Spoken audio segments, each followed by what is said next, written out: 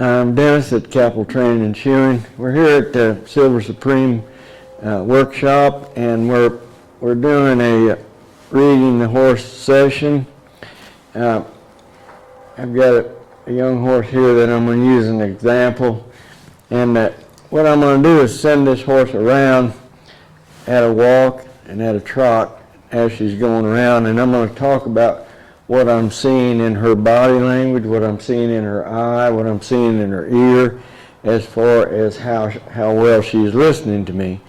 Right now, standing still, she's in my picture. She's doing exactly what I want her to do. She's got a pretty nice shape to her. In other words, she's standing straight up. Her shoulder is slightly away from me. She's looking in the direction of travel. Now she's looking directly at me. Where the horse is looking is very important. So I'm going to assume a position of influence that would closely mimic what it would feel like to this horse if I was riding her. So the way that I'm going to do that is exude energy from me to the horse. Now see, that influenced the horse. When I moved this whip up and down, that sent energy out to the horse, and the horse simply responded to that. But when she stepped forward, she unhooked from me. She looked to the right, she's looking at those horses outside, and she's ignoring me. So I'm going to step up there and get her feet moving again. Now I'm in the position of influence again. If I don't stay up there with her, she was going to stop. She was thinking about going left and right there. She's looking to the outside right now. She's not paying as much attention to me as she needs to be. So I'm increasing that energy towards her left side of her rib right here. And just as if I was riding her. If I was riding her right here, my left leg would be active to get her to look around to the left. Now she's looking in the direction of travel, but she's looking down at the ground too much in front of her, using that as an excuse to slow her feet right now. Now she's looking off to the right. I'll increase that position of influence and hold her at a trot here. Hold her up at a trot.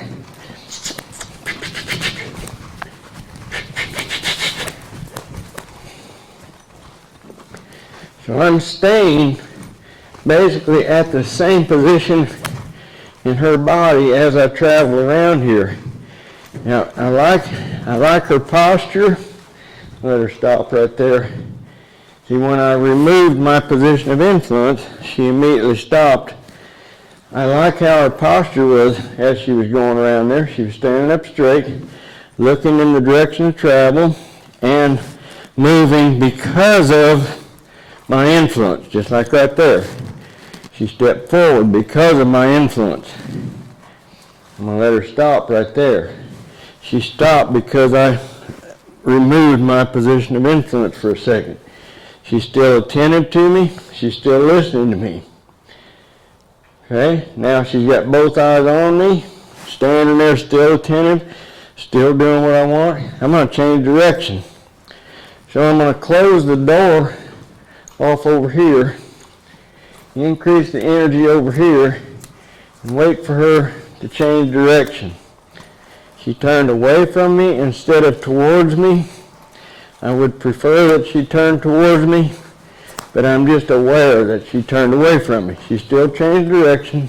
I'm going to step up there to that position of influence again. Now here, going this way, she's not as attentive to me. She's looking the wrong way. She's looking left. She's pushing on me with her rib. She's stepping into me, so I'm going to raise that energy up. She's straight in her body now. Now she's right there. From this spot to where she is right now, she came in to my picture with a body position, a posture that was telling me that she was attentive to me, she was listening to me, and in an attitude of agreement. And it happened, she wasn't in agreement until she got right here, but right here she quit looking out of her left eye, she looked out of her right eye, and that changed her whole body alignment. And being aware of that spot right there is tremendously important when it comes to communicating with the horse. Because I'm going to increase the energy here and get her to move her feet. There we go. She's telling me I need a little more gas right here to go forward with. So I'm in that position of influence. She's comfortable with me being there. She's looking the wrong way right there. Along that wall, she was looking outside, and that's why it was hard for her to move her feet, because she wasn't 100% attentive on me. She kind of went outside there for a minute on me. I increased that energy right here, right there where my right leg would be, going in this direction. I'm going to see if I can draw her across the center of the pen here. She's hung on the rail. She's not listening to me. There. She came back to me. So I'm going to draw her across the center. Did that with my position. I'm going to push her front end away from me right now. She's wanting to face up. I'm going to push her front end away from me. She's going to change eyes right there. She went out of the right eye, picked me up in the left eye. I'm stepping up there forward. I'm going to get her to stop right there. She didn't listen to me. She unhooked. She took about 10 steps there that I didn't tell her to take. Because I backed off, I gave her the signal to stop by backing away and taking the pressure off and going from behind the shoulder, which was the position of influence, to send her forward. When I backed up and went ahead of her shoulder, she should have stopped immediately. So because she didn't stop immediately, she was telling me that she was not 100% focused on me. She was maybe had 20% of her focus on me and 80% doing whatever she wanted to do. So just is. I mean, I can't make her pay attention to me 100%, but I can show her that her life will be better when she gets 100% focused on me, because she's going to feel more opportunity of release. She's going to feel more attentive. And when I asked her to go forward, she moved forward before I asked her. It was what I wanted, but it was ahead of when I wanted it. So I need to recognize that. That's the reason I stepped up there and stopped. Now I'm going to ask her to go forward. There, exactly what I wanted to do. When she gets on this wall over here, she's unhooking a little bit and dragging herself along that wall instead of being with me. See, all the steps along that wall, she's just walking. So I'm going to increase the energy. I increased the energy because she unhooked from me mentally. She's trying to decide when she stops. She left. She looked right. She pushed on me with the left side of her body. She's unhooked from me. I'm waiting for her to come back. She hasn't come back yet. She's just hanging on that wall. She's not giving me the attention that I'd like for her to give me. I'm going to stop her right there. She stepped away instead of just stopping and presented her hind end to me. Change direction. I didn't tell her to change direction. Step up there and look out of that left eye. She stopped, which is what I wanted, but her attention's outside. So she stopped, but my influence didn't cause it. It was a naturally occurring thing that happened because she went up there and she left the barn. I'm going to go over here and let's change direction again. There she looked correctly, stepped on out of there. I like her attitude. I like what she's doing. I'm going to see if she'll let me draw her across the pen So I'm going to her hip, and she unhooked from me, and then she left right there. She was kind of with me here, but when she got down there, she left and went outside.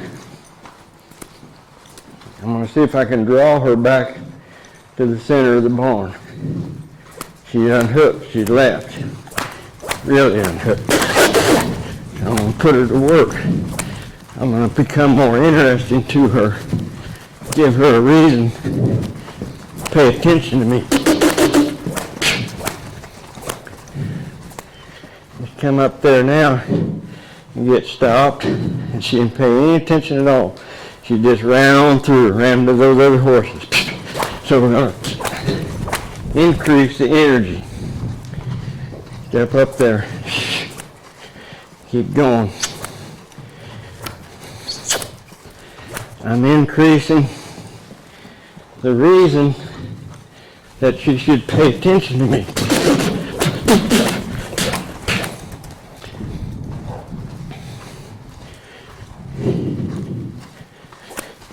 She's moving to get away from me now.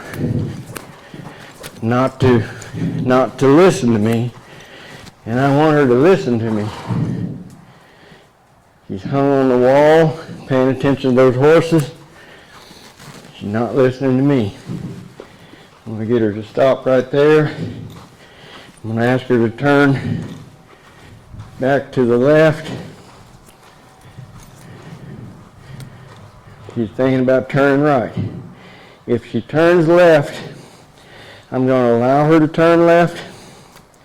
If she turns right, commits to it, I'll get over here and fix it. She chose to turn the way I didn't ask for or didn't want, and I didn't allow that to have, I didn't allow that to determine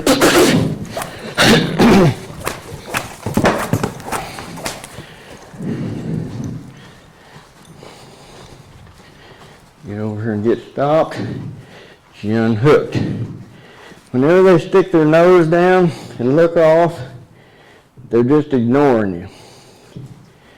I'm going to set it up here for her to turn left, to her left. I'm closing this off. She's about to commit to turning wrong. Let her commit to wrong and fix it.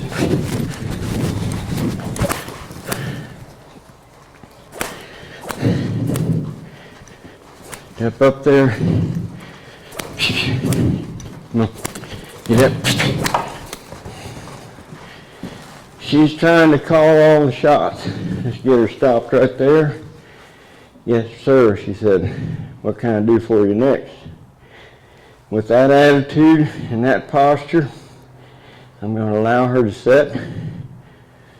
Feel good in that. See her head coming down. See her eyes softening. See her thinking.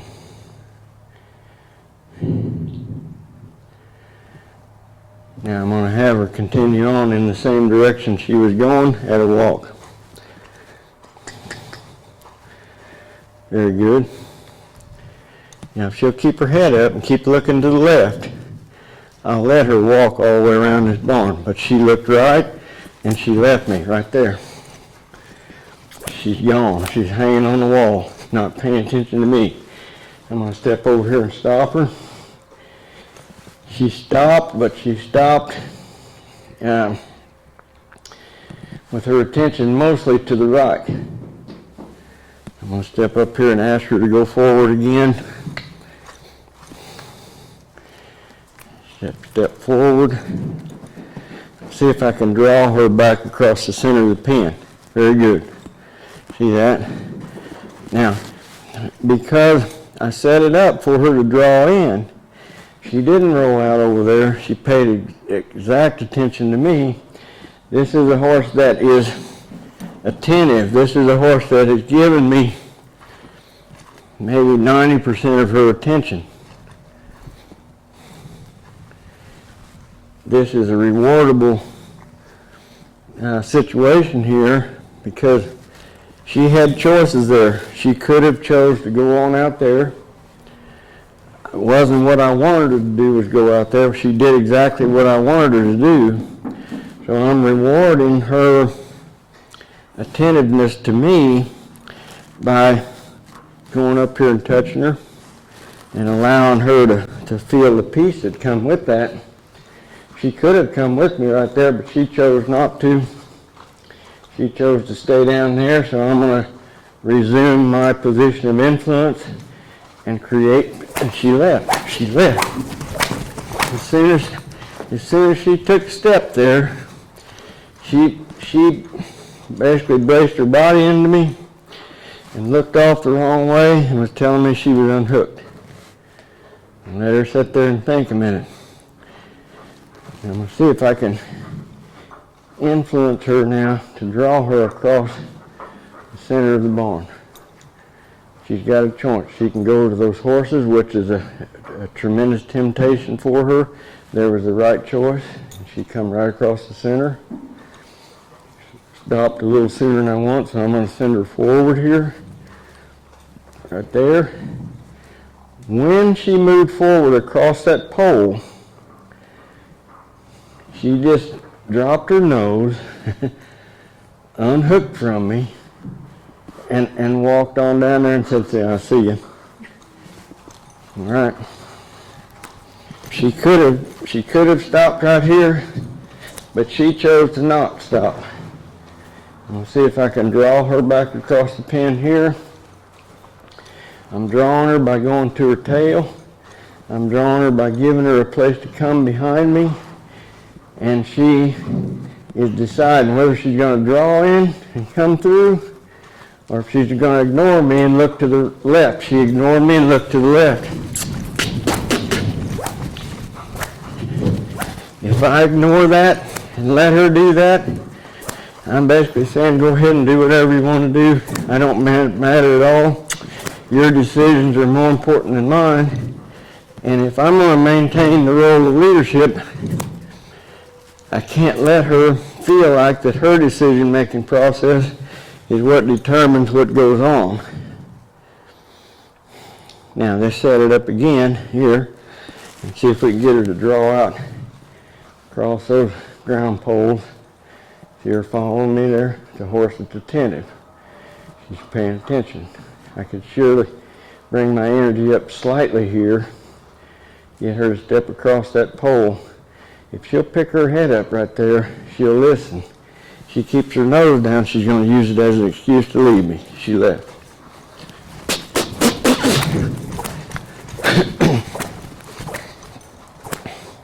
Let's see if we can get her to stop right there. She turned the wrong way. See if we can get her to stop right there. She turned the wrong way. Let's see if we can get her to draw in here, and she went outside.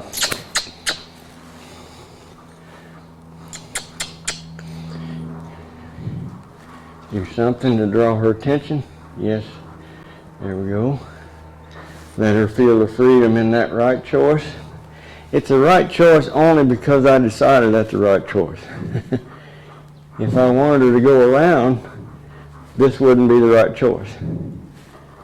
But I wanted her to pay attention to me, come across that ground pole, and come to the center of these ground poles and just stand there.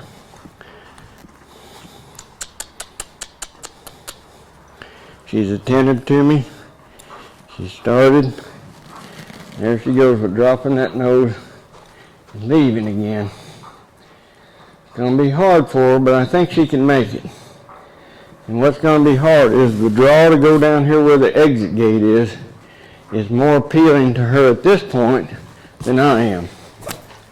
This is just normal horse behavior. That's all it is. I'm just recognizing where her temptations lie to do things, and I'm not allowing her to not listen to me. Just draw her across the center right there and see if we can get her to come across the center and cross that pole. There she comes across the center. We'll head her right into the center of that pen. Just get her to stop right there. Let her sit there and think. And I'm going to go up and put my hands on her because she did exactly what I wanted her to do because she was listening to me.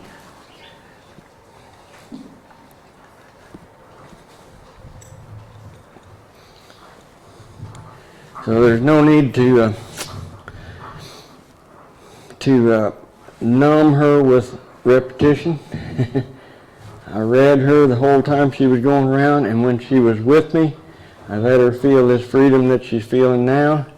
When she left me, I simply raised my energy up to where that made it more difficult for her, and then I arranged it to where I made the right thing, the easy thing to do, but it was a step-by-step, thought-by-thought, my watching and paying attention to her, me staying in the moment, and me doing what I needed to do so that she could see exactly what I wanted, so she could feel exactly what I wanted. And then it was up to me to set it up so that when she felt what I wanted, she felt the most peaceful place, so that she would start making that choice to be in my picture and want to stay in my picture. Had my timing not been there, had I not been in the moment, I might have made it more difficult for her to do what I want and easier for her to not do what I want. And then she would have stayed out there longer in doing what I didn't want, only because I wouldn't have been clear about how I was communicating to her. But because I was clear about how I was communicating to her, she was able to find it, and I'm allowing her to just enjoy the peacefulness that comes in being in my picture and staying in my picture. So I'd like to encourage you, if you like what you see and you're finding benefit in it, please hit the like and click on subscribe, and we'll be glad to have you along with us. We'll let you know when we're putting more videos up that way. Thank you.